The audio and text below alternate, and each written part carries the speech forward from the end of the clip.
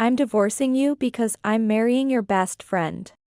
Suddenly told this, I was confused and instinctively asked back. What? What do you mean? The divorce papers are in the mailbox, so just send those in. Don't come back home anymore. Oh, and take the kids with you when you leave. Suddenly being told about the divorce and being asked to leave the house, anger surged within me. Your best friend Sarah will prioritize me, the future president. Unlike you who undervalues me. It's only natural this would happen. My husband rarely paid attention to our family, hardly ever acting like a father should. Given his behavior, I had suspected as much. But it turned out he had indeed been gallivanting around. He was the son of the president and a manager, convinced he would be the next president. Which justified his actions in his eyes. Can you leave soon? My best friend Sarah, by his side, said this nonchalantly before throwing something at me. Ouch. What are you doing? When I looked at what was thrown, it turned out to be a bundle of cash. Here's $30,000 in compensation. I'm taking the spot of the future president's wife from you. The next moment, I couldn't help but burst out laughing. What are you laughing at? You've gone mad, haven't you? I couldn't contain my laughter seeing them, who knew nothing of the truth. Because, the next president is. I am a 35-year-old mother of 2 kids, a full-time housewife working from home. My son just started 1st grade, and my daughter was in kindergarten. I lost my father early and now work at the company his best friend, who is like a father to me, runs. The company generously told me to keep working even as I raised my children. For which I was very grateful. This father figure, who was my father-in-law, and my father were once rivals for the president's position at this company. The company is still expanding, now employing 7,000 people. My husband also worked there as a manager, being the son of the president. One day, as I was dropping off my daughter at kindergarten, I ran into an unexpected person. It was Sarah, my old friend from high school. I hadn't seen her since graduation. Sarah, is it you? Is your child attending this kindergarten? Jenny? Yes, my son comes here. It's been a long time. How have you been? We hadn't seen each other in so long, so we decided to go for coffee. It's really been a while. How are things with you? I'm living well. But, actually, I got divorced. Now I'm a single mother. Working and raising my child. I see. That must be tough. Let me know if there's anything I can do to help. As we caught up, she mentioned her struggles as a single mother, which worried me. And I offered my support without knowing what would soon unfold. Later, our children became good friends. Mom. Can my friend come over to play at our house? Please? Well, I want to talk more too, so let's invite them over. Happy that my daughter had made a friend, I invited Sarah to our home. Hey, since our kids have gotten along so well, would you like to come over? We can relax and chat, if it's okay with you, Sarah. Really? I'd love to come. Several days later, the day came when Sarah and her child visited my house. It was a bit of a walk. Here's our house. Wow. It's huge. She was surprised to see my house. Let's go inside, I'll make some coffee. Thank you. To live in such a big house, what does your husband do? He works as a manager at a company. Wow, a manager? That's impressive, especially at his age. Oh, it's not that big of a deal. I couldn't tell my praising friend about my dissatisfaction. My husband, indeed the son of the company's president, was negligent in his duties. And his subordinates didn't think highly of him either. The manager really doesn't work, does he? And when I ask him to check things, he never does it right. In the end, it all gets blamed on me. It's really frustrating. Exactly. I don't understand how he got his position. I often heard subordinates bad-mouthing my husband at work. And they looked very awkward when they saw me. At home, he acted all high and mighty, often belittling me since I grew up in a single-parent home. Could you help a bit more around the house? I work too, and sometimes I just can't finish all the chores. What? I earn more than you. You, having grown up in a single-parent home, might not understand. But it's normal for the mother and wife to do all the housework. I work too, it's the same. I'm raising our children.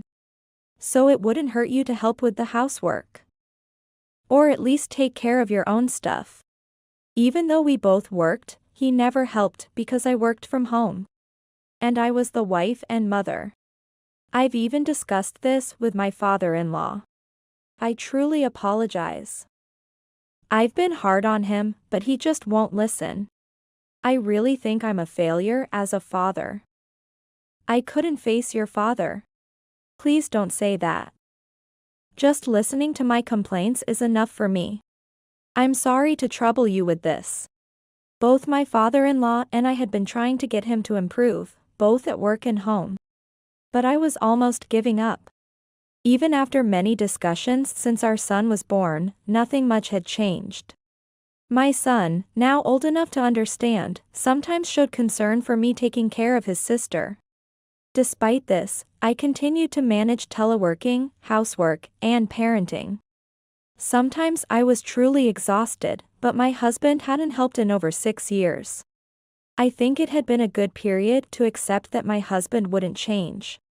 No matter how much I said, he wouldn't listen or do anything. I was beginning to feel sick of it. One day, we went to a kindergarten event as a family. He reluctantly joined the kindergarten event, but generally, he showed no interest in our son or daughter.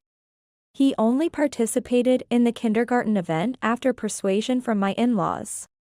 My son was sensitive to his father's attitude and quickly said, "Never mind," sensing his reluctance. I wanted to go out as a family of 4 or even 3. But when I asked him out and saw his displeased face, it spoiled my mood too. That's why we've only managed a few family trips. I really feel sorry for my son, now old enough to remember. As he grew older and started elementary school, he would have occasions to talk about family trips, and I hoped he wouldn't feel bad. As I was thinking about this, we arrived at the kindergarten. Everyone was excited about the event. Then, Sarah approached and started a conversation. "Good morning. Let's enjoy today." "Oh, is this your husband?" "Good morning. Yeah. Let's enjoy." "And this is my husband."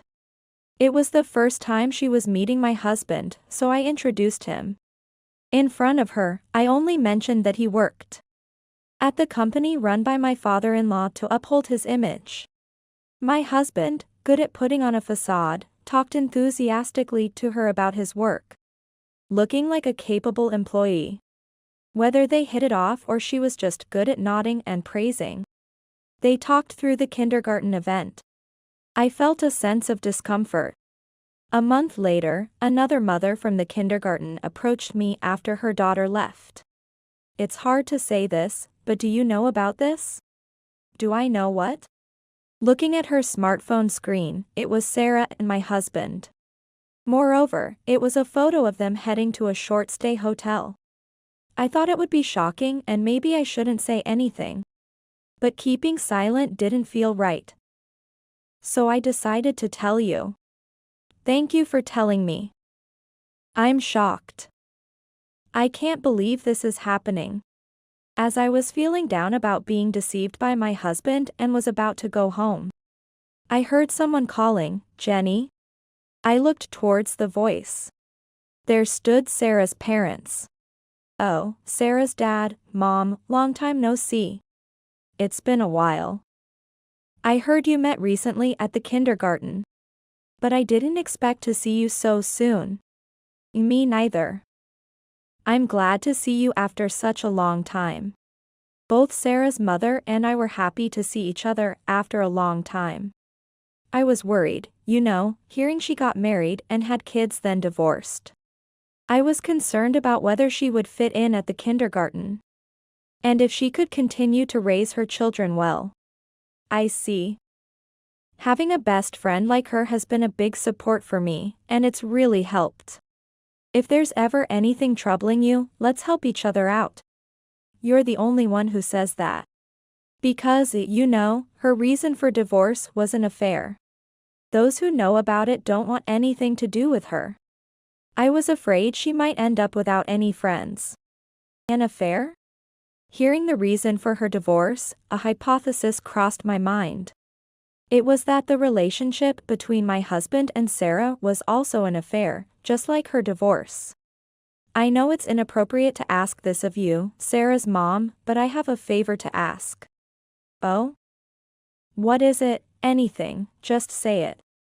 Taking comfort in her words, I shared what the mom friend had told me. Actually, it seems like my husband is having an affair with Sarah. I'm thinking about getting a divorce. So? What? She's doing that again. And, with your husband. It seems so. That's why I need help gathering evidence. I'm really sorry to have to ask you this. Understood. It feels like I'm betraying my daughter.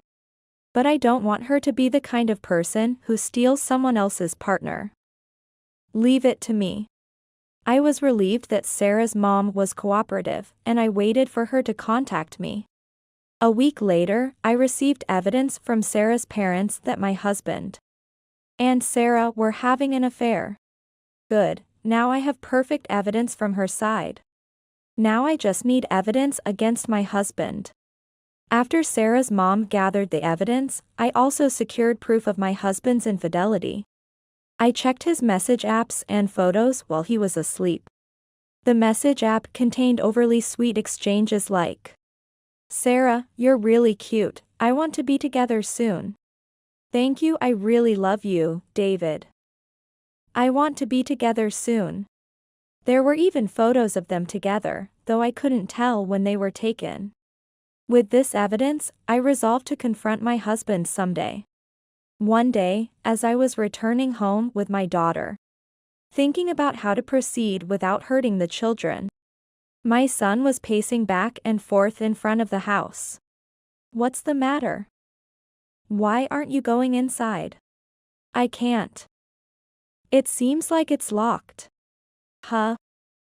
But your dad came home before I went to pick up your sister." Surprised that the door wasn't open, suddenly it opened. "You're back. We need to talk." My husband, looking a bit grumpy, ordered us. As I tried to enter the house, he stopped me with his hand. Wondering what was going on, he suddenly spoke. "I want a divorce." "What? Why?"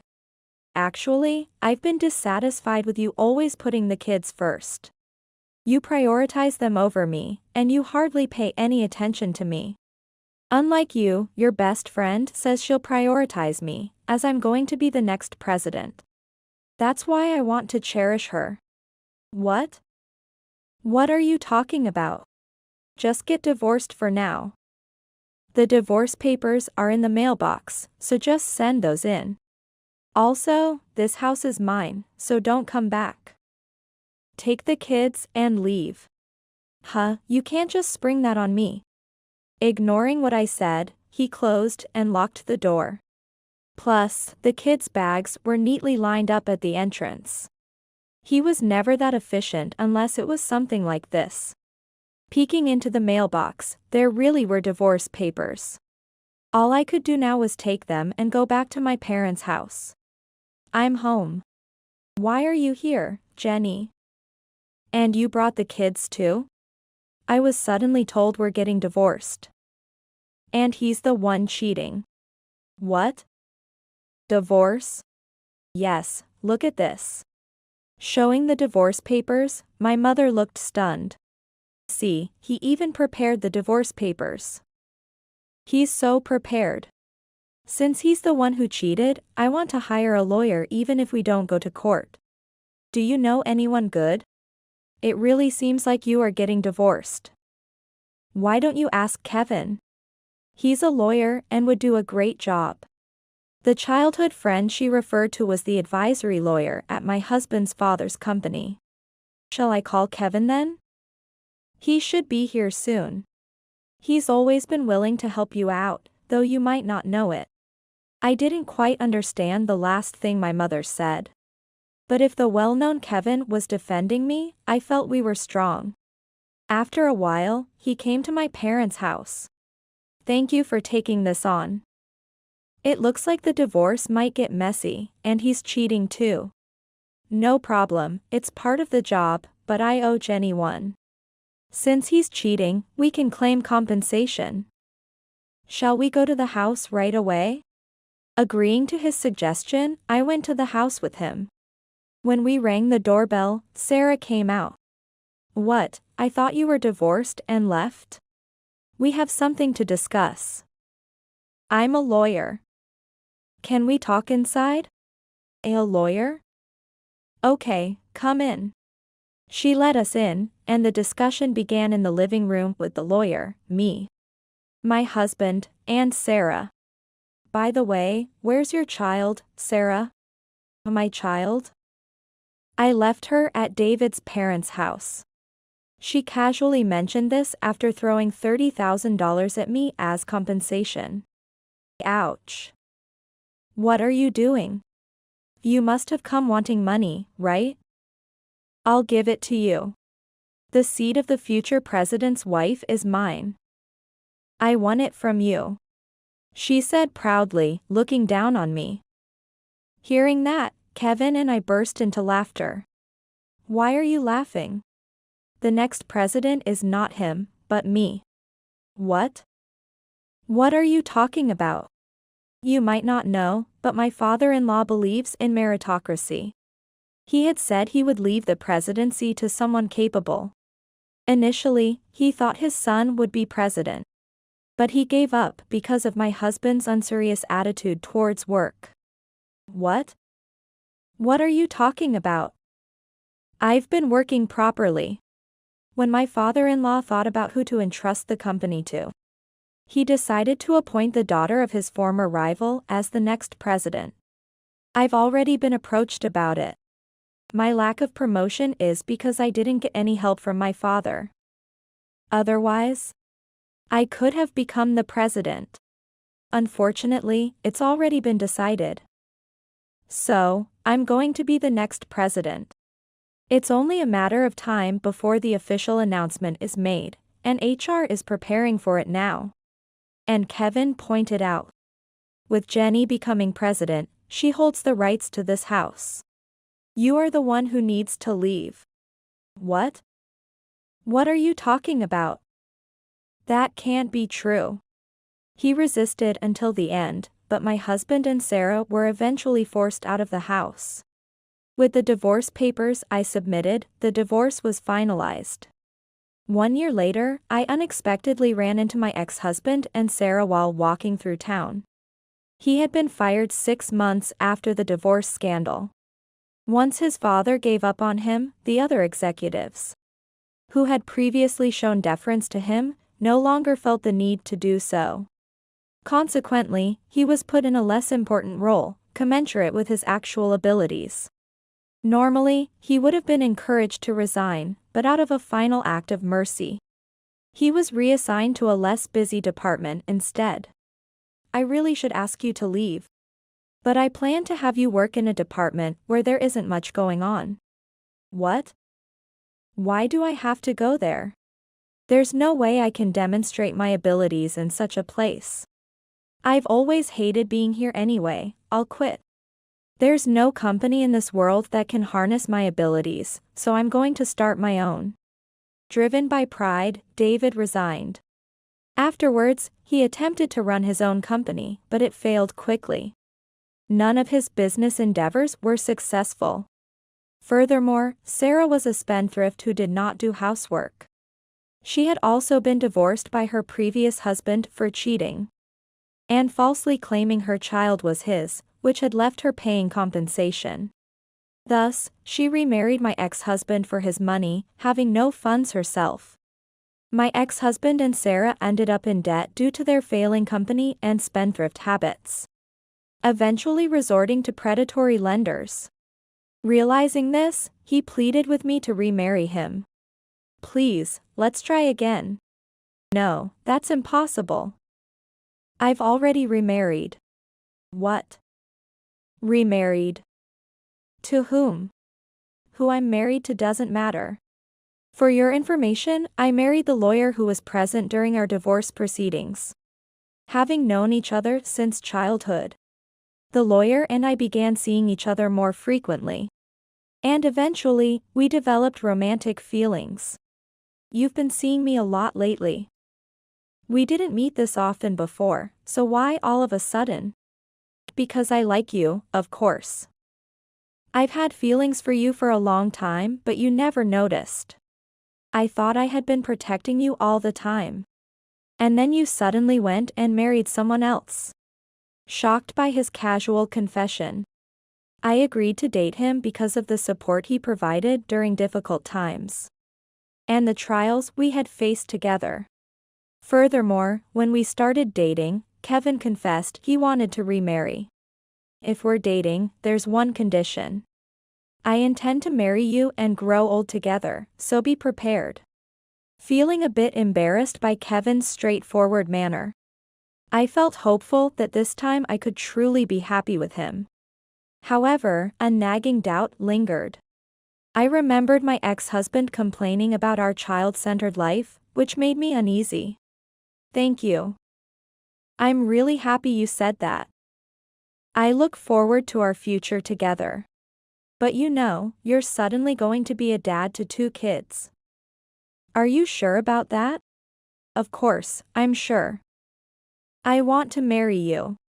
I've been harboring these feelings for a long time. I understand raising kids is hard, but if they come to see me as their father, I'll do my best. Being able to openly share his feelings, I could imagine a future where I could marry Kevin, a lawyer, and feel truly happy. Having remarried Kevin, my ex-husband and Sarah were issued a restraining order by him. Please never show yourself in front of Jenny again. We will enforce a restraining order. If you ever come close, we will take legal action. After that, predatory lenders suddenly took away my ex-husband and Sarah. Help. As they appealed to us while being taken away by the lenders, I continued to grow the company I inherited from my father-in-law, with discussions even starting about opening an overseas branch. With work in my life with Kevin and the kids, I was truly living fulfilling days.